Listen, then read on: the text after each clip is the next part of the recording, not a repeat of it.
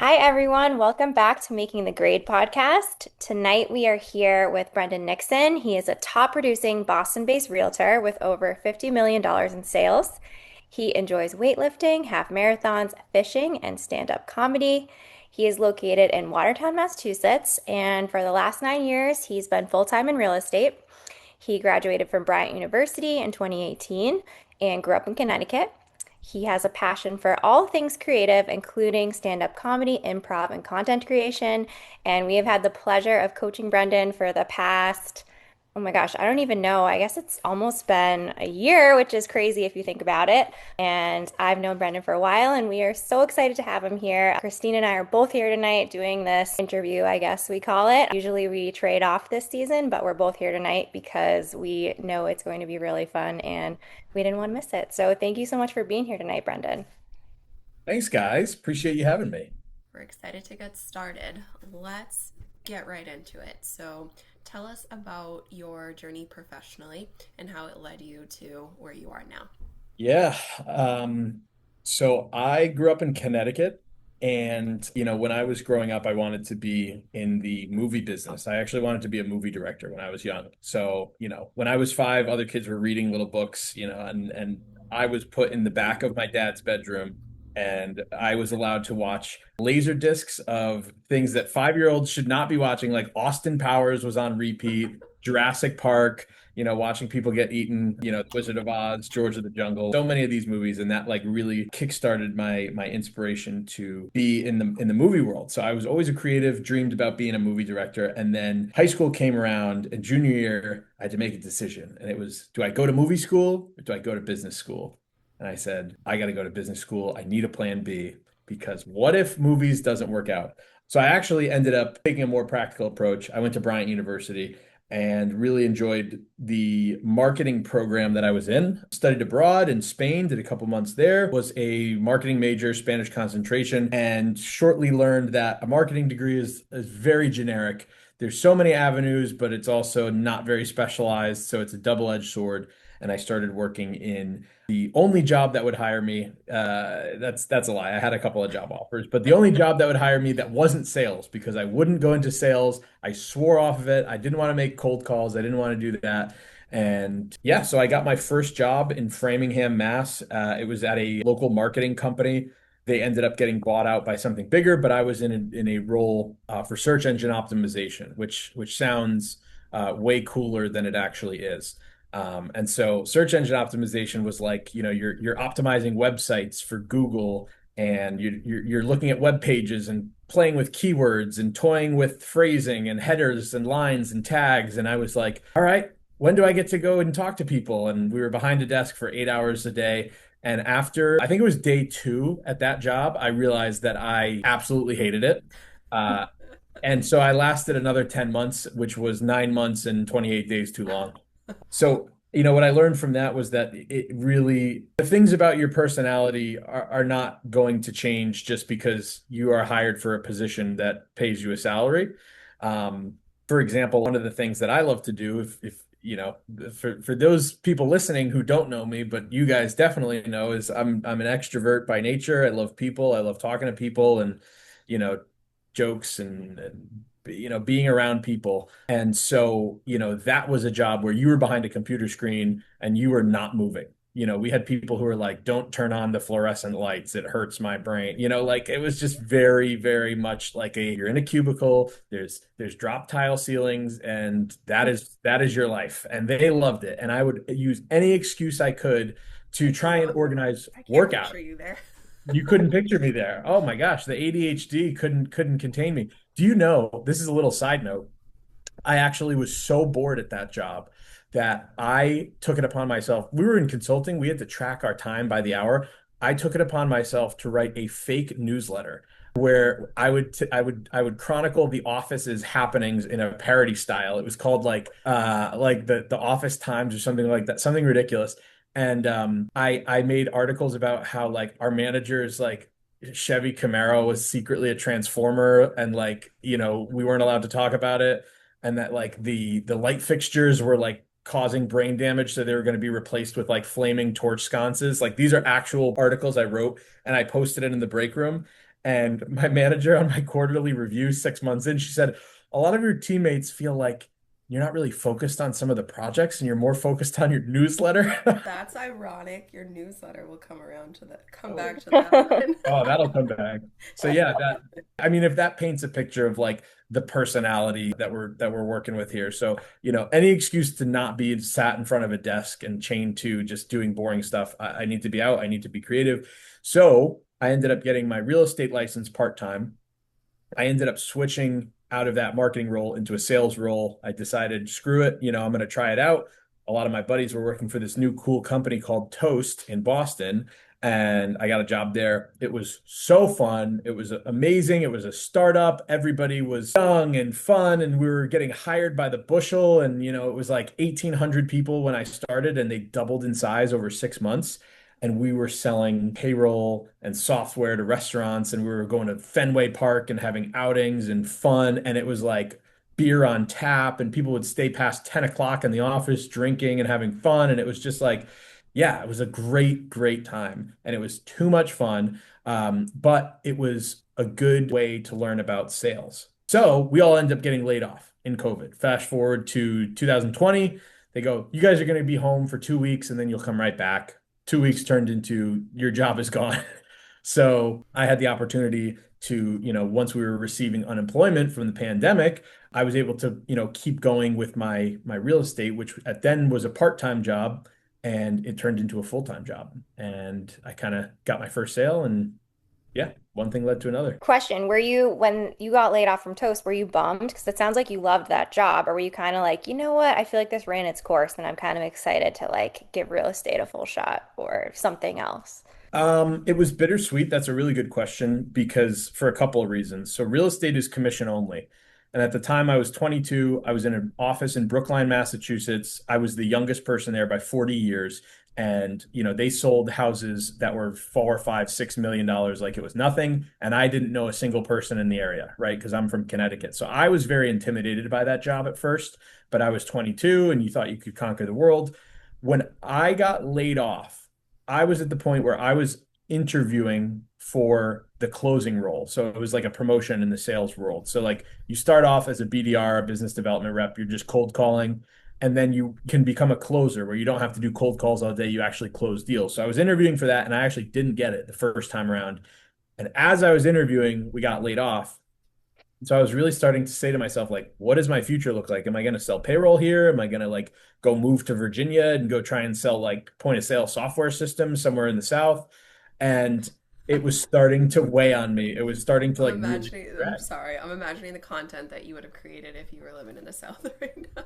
Oh boy. Yeah, y'all putting together some sweet tea and we got everything. Just, we were actually just talking about sweet tea at our lunch this week. I worked in Virginia Beach in a restaurant for 2 weeks. So, but yeah, I was excited. I was so upset because in the moment when you were getting laid off, you're just like, so you have stability and now you have none. So I actually asked that manager who was laying us off, I was like, hey, like I'll take a salary reduction just to stay. Like I'll do work for like half pay, which in hindsight is crazy. But it was COVID. Nobody knew it was happening. It was like a lot of just chaos going on all at once. And in hindsight, it was actually a really good thing.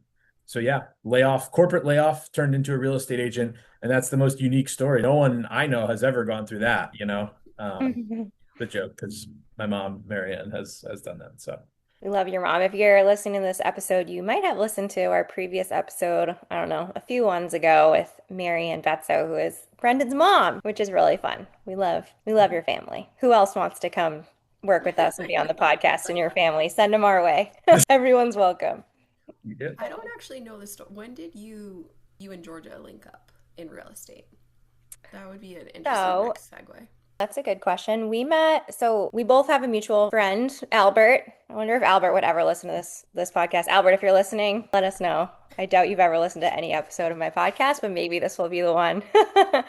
When I got into real estate, I started working with Albert, who was a real estate developer, and we were working at Compass, and then he wanted to move over to Coldwell Banker at the time, and so he brought me over with him, and we joined a team that Brendan was on at the time.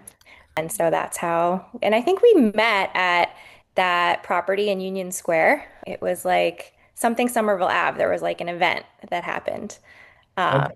do you remember that? I don't know. It was like it was like a party to be like, oh, we're gonna list all these units in here. I think they ended up becoming rentals. You did some of the rentals in there. Yeah. Yeah. Yes. Yeah. That was 300 Somerville Ave. Those were Yes. supposed to be condos, and then it was actually not Albert's project, but a different developer's project that Albert knew.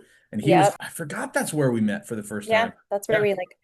And this is actually a funny story because I think Sergey came to that. And didn't you originally think that Sergey was like, you thought Sergey was like someone's husband there, like a man's husband. Like you didn't realize he was my husband. No, I didn't think Yes, that yes. there's no way that No, I remember this. I remember this. I'll have to. Joe, was it Joe? Remember Joe Flanagan? Oh my God, so many. We're going down a yeah. tangent. That's how Yeah. we met. Yeah. Anyways. Maybe there's no way that was me. I would have that's hilarious. Anyway, maybe it was a joke. Maybe it was a joke. I just didn't know you were a jokester back then. I didn't know the true Brendan Nixon like I do Oh now. boy. Well, it definitely would not have been a joke. I would if that was a mistake, that would have been an honest mistake, but I don't think I made that. That's hilarious though. Anyway, flash forward, you and I stayed friendly. I started helping you out with some of your real estate transactions and miscellaneous tasks. That's like my thing. I love back end stuff, like all the boring stuff that people don't like to do. Pass it on to me. I got you. And so we stayed connected through that. And then at one point, you were like, you know what? I need help with my marketing plan. I need to like actually, I have the plan, but I don't know how to stay consistent with it. I don't know how to prioritize. Would you help me with this? And so Christine and I at the time were just starting this cohort where we wanted to coach people on doing exactly that, having a goal for their business and bringing it to life. And asked you if you wanted to be a part of that, and you said yes, and here we are. Well, So because We were reflecting on this earlier, and Georgia, this will give you a good laugh. I was asking if he remembered his brain assessment profile, and I I don't knew know if I what it remember. is because we know what it is, but he could not remember. But Brendan is definitely, do you remember now? A Yes. reactor.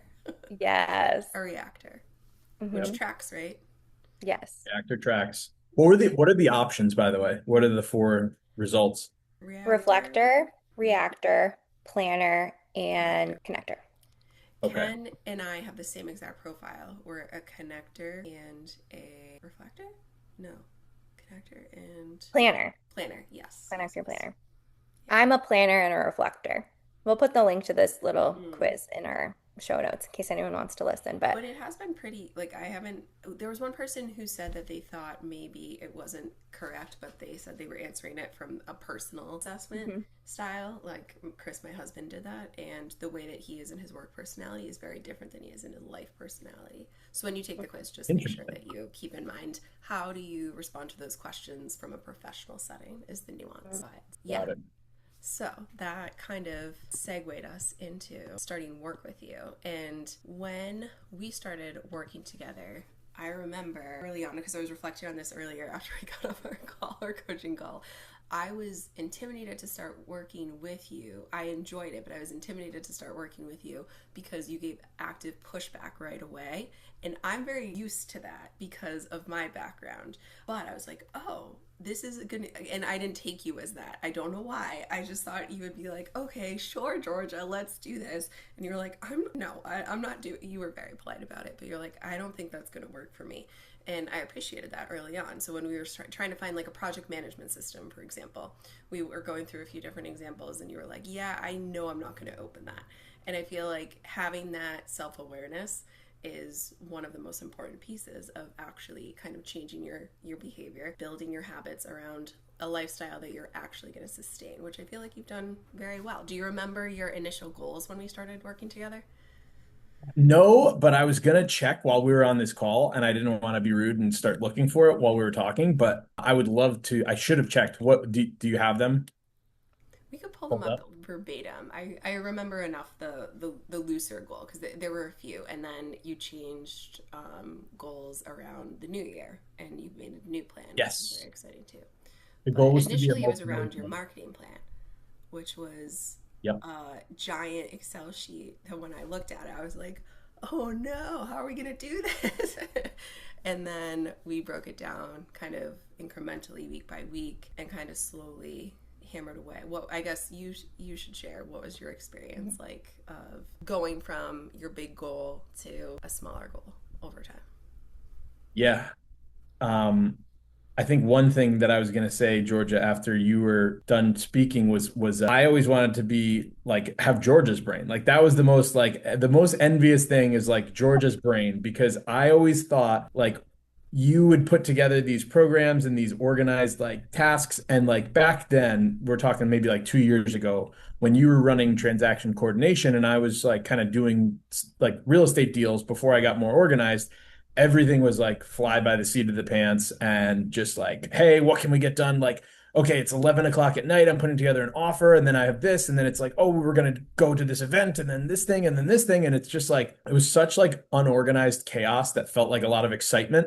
And a phrase they use in real estate is like, are you doing business or are you doing busyness? And it's like, there's a very distinct difference. So I was always jealous of George's ability to kind of like look at tasks and dissect them and like be organized, follow up on things, stay on top of them. So when I was kind of looking at it, I'm now in year going on 8. I think October will be 8 years in the business. My first year, I made $3,600. My next year, I think I made like $12,000. And then after that, I think my first year full time, like that was, part time, I think I made like $36,000 maybe. That was maybe like year 3. And that was like still getting unemployment help. And then since then, it's like doubled and then tripled and, stuff like that. But like basically, when I sat down at the beginning of the year, I like to always do a business plan at the beginning of the year.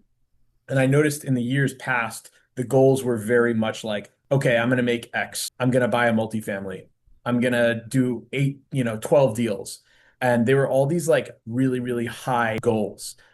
And I always thought that was the right way to do goal setting was to aim really, really, really high, shoot for the moon, and if you don't, you'll hit the stars. And that's just kind of the way I've operated. And I would always get close to these goals, but never really hit them, or I would do okay, and I would say, well, that was good enough. So then I guess we're good.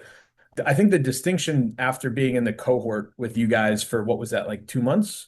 I think so. Yeah, it was like 2 months where we kind of tried this new way of like, hey, let's focus our together. It was basically like, okay, let's break it down into these really reasonable bite-sized goals.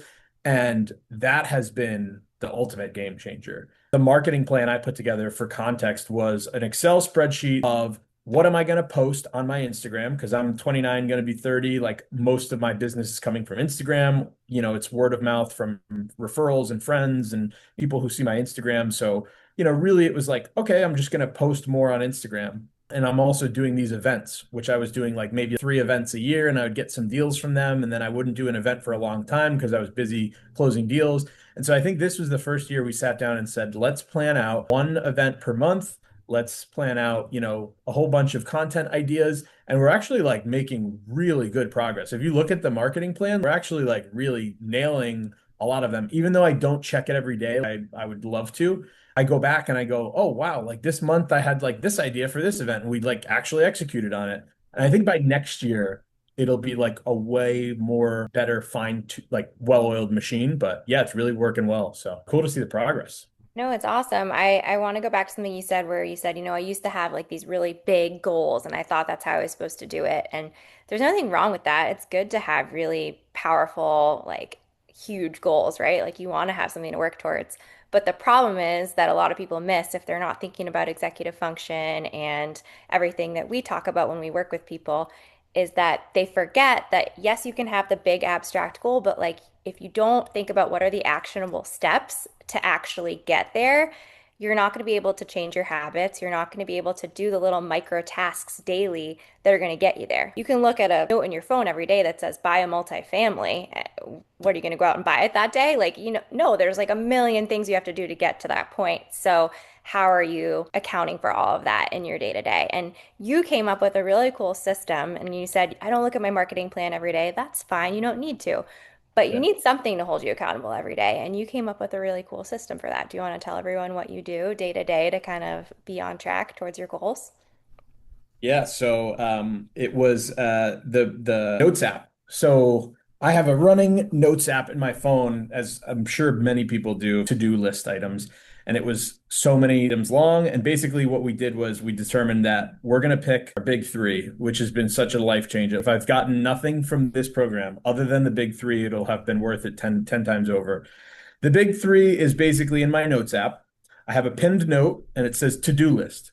And I have since broken that massive, massive, massive, ever growing to-do list into two separate to-do lists, which Georgia suggested. It's work and personal. So on personal, you get go to the gym, buy groceries, make your bed, like go sell this thing on Facebook Marketplace, get rid of this thing, go to an event. And then on work, it's like work on my Zillow, change my headshot, send out this email, talk to these people. And at the top, above all the running list of things I have to do, every day, the night before, I pick my big three. And that's the three things that I say to myself, if I do nothing else today, I need to accomplish, and if I accomplish these three things, I will feel like I've accomplished something. And I forget whose idea that was. It was both, I think both of you guys or one of you guys, I don't remember who, but like we all came up with like hey, three things, make them simple, make them important. And then I use it to this day. I've used it for the last 8 months or 6 months or whatever, and it still works. So. So simple. And there's something about the number three. Like humans are really, like three people in this call. There's the Holy Trinity. There's the rule of three in comedy. There's the rule of thirds in photography and film. Like three is like just one of those numbers. And for some reason, it's very satisfying to get three things done. Two's not enough. Four's too many. It's like martinis. And that's really just like such a manageable amount of things. And so what I've been forced to do is the night before, as part of my nighttime routine, I pick my big three for the next day. And the other thing I have to do is I'm very tempted to add a fourth thing. And I refuse to add a fourth thing to that big three because I realize that if I get to the three, I can go do more. If I don't get to those three, I'm going to feel upset. And so I don't always get every single one of the big three, but I try and make it reasonable. It has to be, the biggest priority I have for that next day so that I really struggle with that prioritization. So that's what's helped me a lot. Amazing. I feel like the proof Bless you. is in what you're doing, bless you. The fact that you've been able to sustain this for months now on your own and you're just doing it every day and it's become a part of your routine is like the key. And just to give you a compliment, I was reflecting back on your bigger goals from the fall. And when we were kind of going through, we go through a part of coaching where we were kind of digging through friction and resistance. And when you were talking about sales and stuff earlier, I remember thinking back to this, but you had a totally different outreach approach and sales approach and an idea of what it should look like. And you knew you'd wanted to be doing more of it. You knew you needed to be doing more of it, but it kept kind of like getting pushed, and you're like, I think if I do it through this way or like my Instagram or like events and stuff, maybe like you started coming around to the idea of that. And you've just kind of like completely transformed your approach to that. But it took time because now you're actually doing it and you just came up with a really cool way. I'm not going to put it out there because this is Brendan's like top secret and I don't want anyone else to take it. But he came up with a really cool strategy today as well. But I feel like you've done so much work on your mindset around something that is, felt tricky for you. I don't know if you want to speak a little bit more to that or like, if you remember what the process was like of going from the fall to the spring and thinking back to like how you were approaching outreach, what you thought it had to look like and what it feels like now. Yeah. I think back to the days where I was at my last brokerage and I would sit in the office of the Charlestown Coldwell Banker and I would sit in this like room, this conference room, and I would try and make 60 cold calls every single day. And I would cold call, cold call, cold call, call, call, call, call, call. And like I'd seen so many people do it and it worked. And I was like, oh, this will be great. And I did it for maybe 5 months. And one day I just got up and I was like, I can't do this anymore. I was so burnt out. I was like, I need to change something. And so I think I always kind of harken back to that's the right way to do it because on social media you see these big time agents that are cold callers or you see like you hear of like XYZ agent in this office that does cold calls and he sells like $80 million a year and you're like, okay, I need to be like that guy. Then you realize you have no idea what's going on in that guy's life. You have no idea this guy's connections or what he has set up his business to be or who he knows and blah blah blah. And some people are just wired to do cold calls. I don't take any pride in the like capital S salesman title. I don't see myself as like a used car salesman or like, so I have defaulted to now my outreach is more value driven in the way that I want my outreach to be something I would want to pick up and I would want to hear from. So, for example, rather than just emailing old renters, hey, if you want to buy, come to this class, you know, it's now like, hey, I've got this really cool class for, people who are looking to buy. I just helped like three sets of my friends who actually just found their house. We're going to have some cocktails and some food and it'll be an opportunity for you to learn and you don't have to buy a thing. And so it's now become this is an invitation to a fun event, which it actually is going to provide you some value if you want it. And it's not like, hey, come to this timeshare pitch and we're going to hold you down and, make you buy something. So for example, lately, my friend Chloe and we have teamed up because we both love events. And so we're hosting this like kind of singles event in the summer. And so what I've been doing is reaching out to friends who are interested in like the dating world and fun events and stuff like that. And I reached out to a whole bunch of friends for this photo shoot we've got tomorrow promoting the event. And so rather than be like, hey, like, do you want to buy a house? Do you want to buy a house? Do you want to buy a house? It's now like, hey, you should come to this photo shoot because it's going to be a fun time.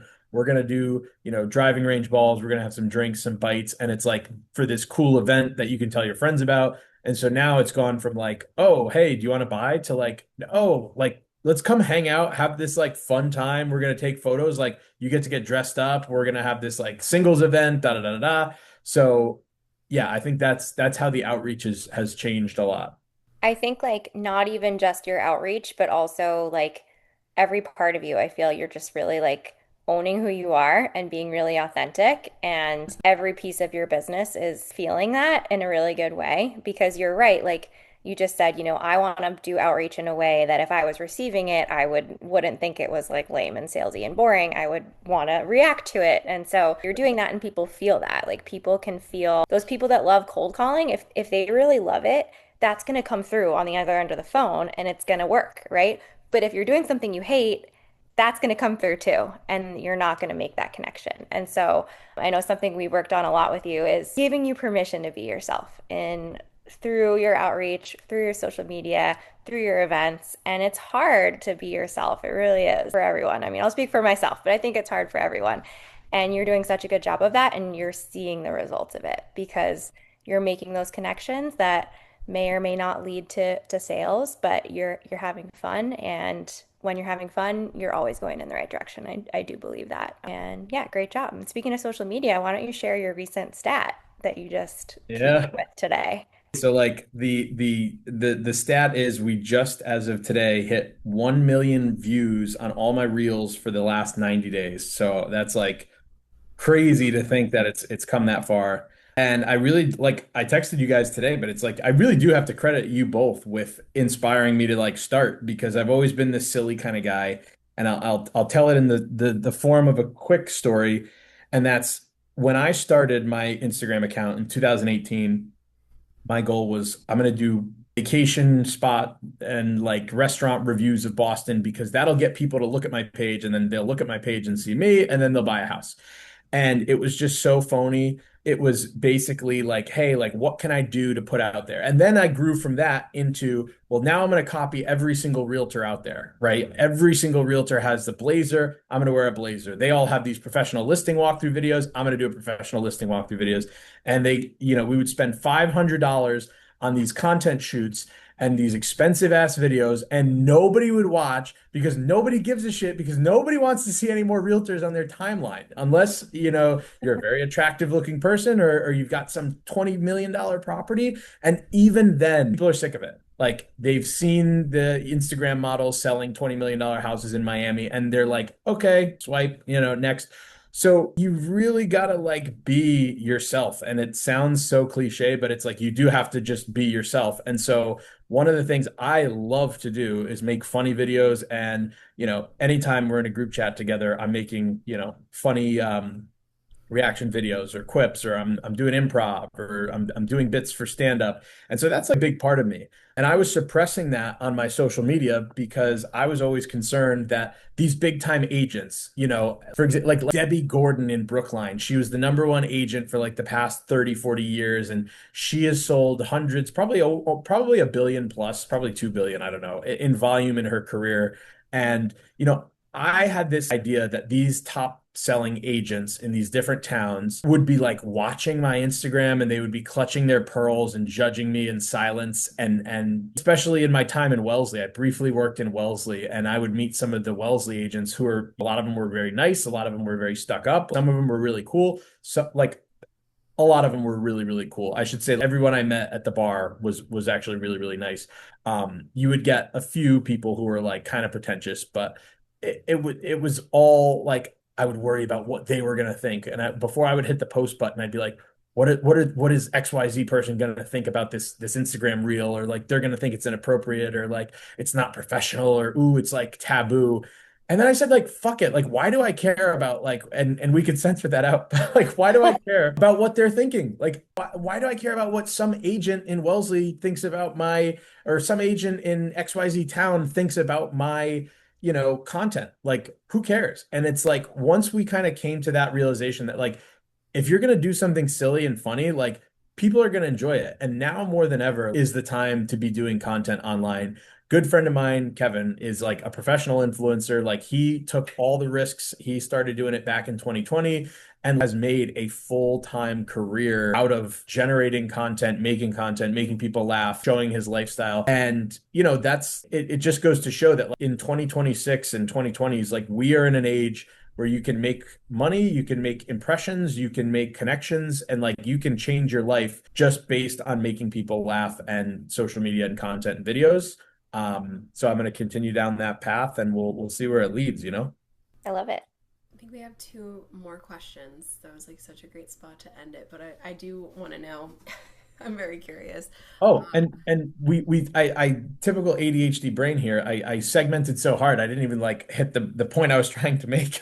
And the point I was trying to make is that we sat down one day and it was you guys who basically were like, you should do that. Like do the funny stuff. Like you have permission to be silly and be yourself and be funny. And it really kind of sometimes takes hearing it from an outsider to like give you a little bit of that push off the cliff with the parachute, to be like, all right, just do it, just jump. And, I think we started little by little. We did like a silly video with like sign spinning outside of like George's parents, like listing that we just sold. And then what was the next silly video? There was like another, oh, and then we have the unreleased footage of the content shoot that you guys came and did. Oh Um, yeah. Oh my God, that was so fun. Azalea is Release like, the footage. yeah, Azalea's People a want to completely different see. kid now. That's how long it's been. My I my know. dot my daughter was in these videos and I was worried, oh, people are gonna see her, and now she doesn't even look the same, so it's fine. You can put them all out there. No, You I love guys, it. you guys were down to do like some silly stuff when we did We like were. a whole content day where you guys drove down like 45 minutes to come and be Yeah. silly. And we shot videos of like fast walkthrough videos and like the POV realtor does like a running, like a walkthrough video, but it gets increasingly faster. And then Sergey is in his car taking a video out of the driver's side, like trying to drive and not crash. And I'm running at full speed in a blazer beside him to make this fun video. You gotta release this stuff because it's true. Like people see that and they laugh and they feel a connection to you. And then like they're like, oh my God, wait, he actually knows about the real estate market in Boston. Like, cool. I wanna learn from him, not that boring realtor that has the boring videos. I'm trying to remember what it was that triggered me to ask you to list my condo for rent, whenever that was a few years ago. But I needed to list it for rent, and I knew so many realtors. I've been in the real estate world for a while, but I was like, I think I'm a good, like, I get a good read of people. And like, my intuition was like, talk to Brendan. And like, that was before you were even letting me see the real Brendan, but I knew something in me knew. And then, you did such a great job with that I was like, I want you to list my parents' home for sale and help them buy a home. That is the highest compliment for me to ask you to do something for my parents. So, point Pressure being, and the yeah, highest pressure too. Oh my true, God. true, That's like true. beyond. But point being, when someone gets your vibe and gets the right feel for who you are, they're going to want to give you their business. So, Appreciate you, Georgia. all right. What are we missing here, Christine? What should we ask them? How are you making the grade now?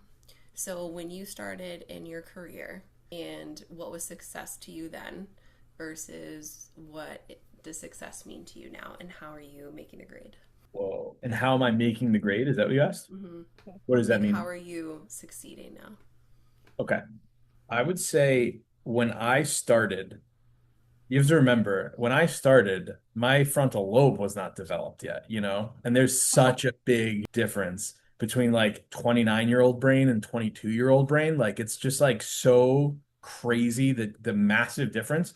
And I think the difference is that like when you're 22 and you're in real estate and you're single and you're a guy and you're just like, oh, I am gonna just like conquer the world. And so you're like, I'm gonna sell $500 million worth of real estate next year. I can do anything. My skin is impenetrable. I am, immortal and, like all these like ideas that you're like, oh, I can do anything, which you need to succeed, especially when you're young. But like so much of that is just like you're not setting up good systems. You're not forward thinking that much. You're chasing quick wins. You're chasing high lifestyle. You're chasing fun and excitement. And that's why I joined, my former team that I was on because it was like, they were having so much fun and there was lots of excitement and cool listings and oh my gosh, let's go out and have drinks at this restaurant and have a party and da da da da. And it's like, yeah, like that's what draws in a 22-year-old is like, oh my gosh, like let's go out and party and have fun and sell big houses. And then you grow up and you're like, oh, like let's go to bed by 9 o'clock. You're like, I want to wake up.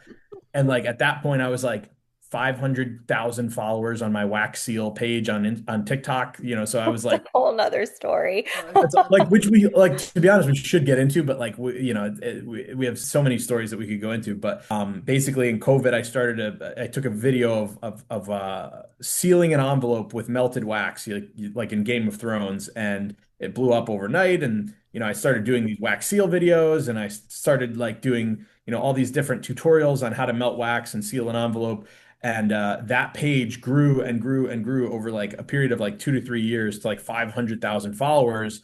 And, I was doing real estate. We were having all this fun and drinking a lot. And I actually like gained so much weight. And at that point, 2023, I was like 304 pounds. And I was just thinking about the next deal and the next party and the next fun. And that, wasn't really doing the whole self-care thing wasn't like prioritizing exercise or healthy habits or like things like that. And I was on a fast track for burnout for sure. Like, because I just realized, like, I just remember like waking up every day, just being like hungover or like coming from like a big dinner and like $1 million listing where I'm like, yeah, like, we're doing okay and doing good money, but what is the price of this lifestyle? And I wasn't doing anything like super crazy or anything, but like a lot of drinking. And, to go from 188 pounds to 304 pounds in like 4 years is a lot, like that's like a half pound a week for 4 years or something like that. So it's like you can't just barrel your way through life and be like, okay, I'm going to succeed no matter the cost. Like now, that was success then. Now, my success is like, okay, I don't drink. I prioritize the gym. I prioritize going to bed early. I prioritize good friendships.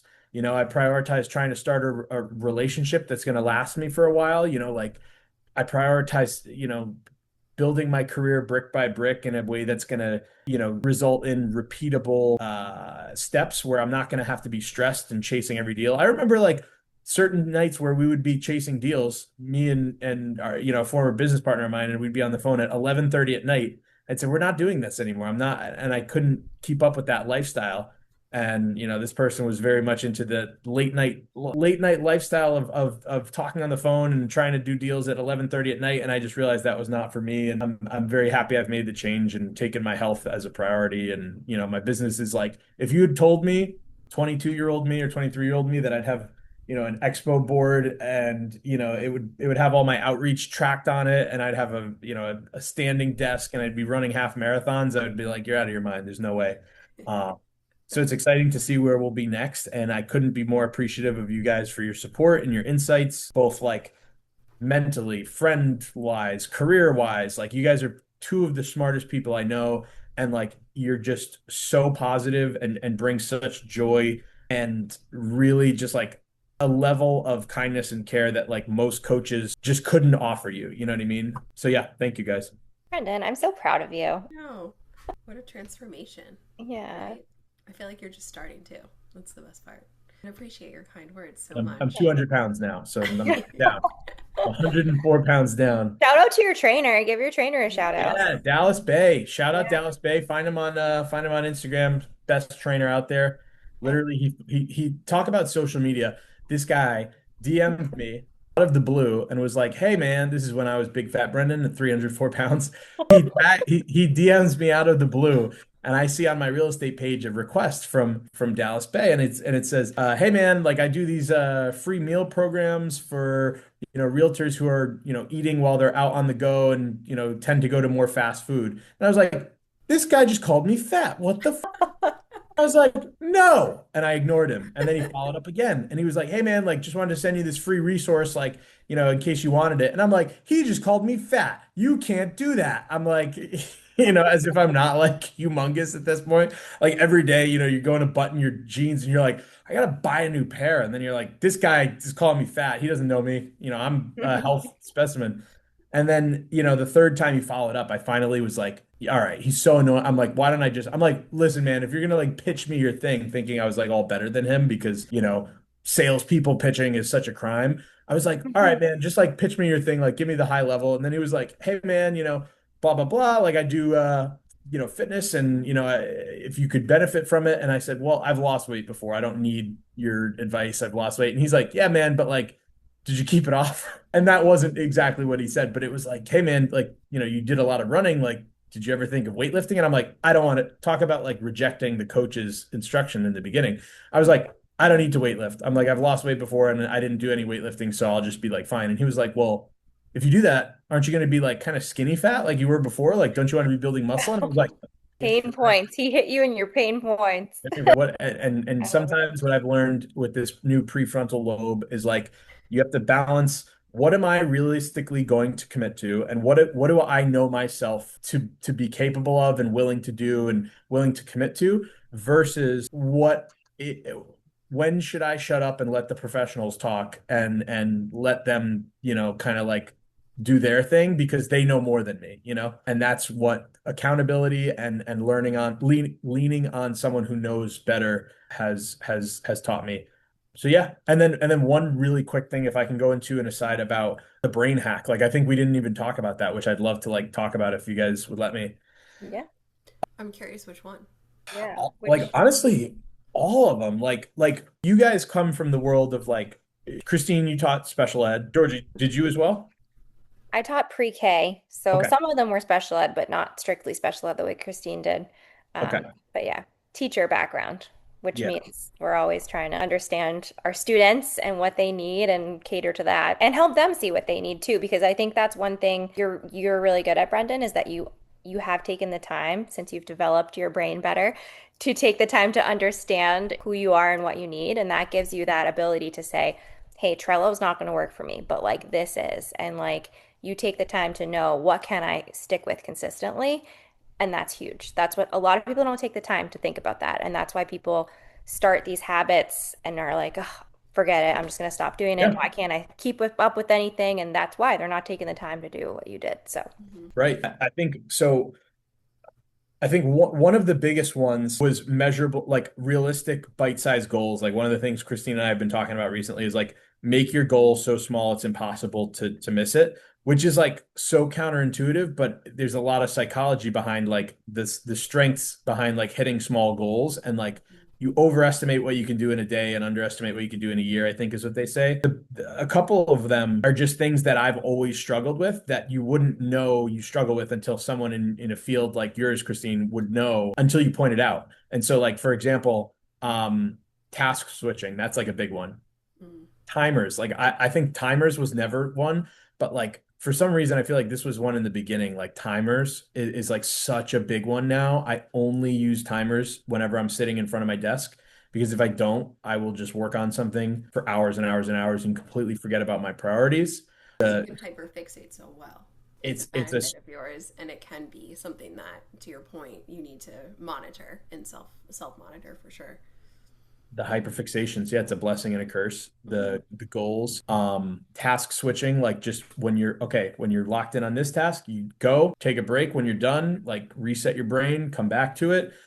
Also, like planning your day, like looking at the week ahead and saying like I have to block out like a few things. And then what's the last one?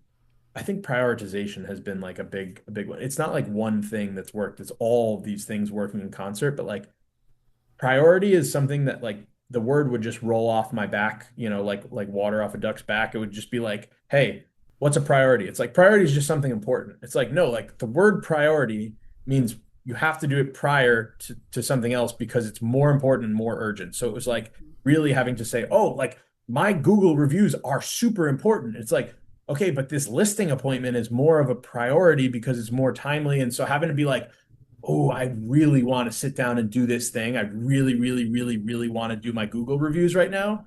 But like, you gotta prioritize what's a priority. So yeah, I think that's been big. Put that on a t-shirt. You got to prioritize Claim your that. priorities. I love it. Gonna get that as your next gift for your office frame.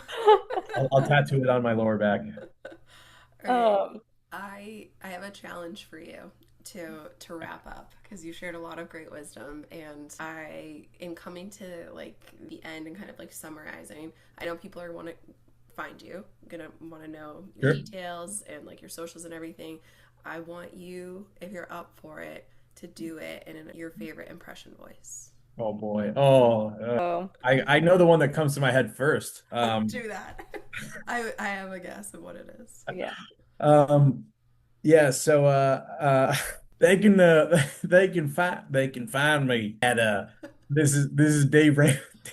So, for context, I am a big fan of Dave Ramsey in our friend group, and so I have, head to toe put on a Dave Ramsey costume and been on another podcast with a bald cap and everything. That was a shoe in.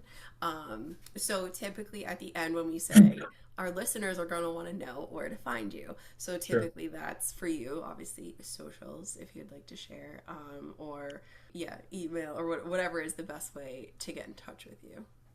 Yeah, man. This'll be it'll be at Homes by Brendan Nixon, Brendan. Yeah, debt is dumb, cash is king, and the paid off home mortgage takes the place of the BMW as the status symbol of choice. And then you guys could dub in Baker Street by Jerry Rafferty. That's the Dave Ramsey show intro music. It's Okay, you should, yeah. live from the Fairwinds Credit Union studio. It's the Ramsey Show. Well, thank you so much, Brendan. I'm glad our listeners know where to find you now. And Yeah. yeah, thanks for being on our You show. are one of my favorite people and you're so funny. So even if you don't want a house, follow Brendan because you will get something good out of it, I promise. And I don't know when your summer singles event is, but we'll put the details here Yeah. because I think this podcast will be out before it actually happens. So Okay. if that Yeah. sounds exciting to anyone listening, I first of all, I so appreciate you, Georgia. You're one of my favorite people too. And the event will be in July of 2026. It's called Singles Only, Talk Birdie to Me. And it's going to be for those ages 25 to 35. We're going to have live music and drinks and food and driving range. It's going to be golf themed. There's going to be games, singles. It's going to be a lot of fun. So, that sounds yeah. awesome. We won't be there, Christina and I, because we don't check any of those boxes, That's but we'll be like there in spirit. we've had so much interest. Like whenever I tell people about it, they're like, "That sounds like fun," but I'm not single. I'm like, "All right, I might have to do this for like clients and just like, mixed company." So, Good Awesome. All one. right. Thank you, Brendan. Thank thanks, you. guys.